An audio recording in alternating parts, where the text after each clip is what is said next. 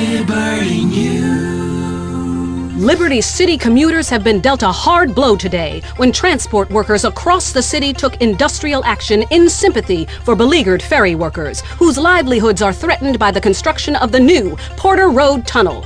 Neither side in this battle seems keen to give any ground. Union Chief Jane Hopper said yesterday that she will bring the mayor to his knees before she's licked. More later on LCN.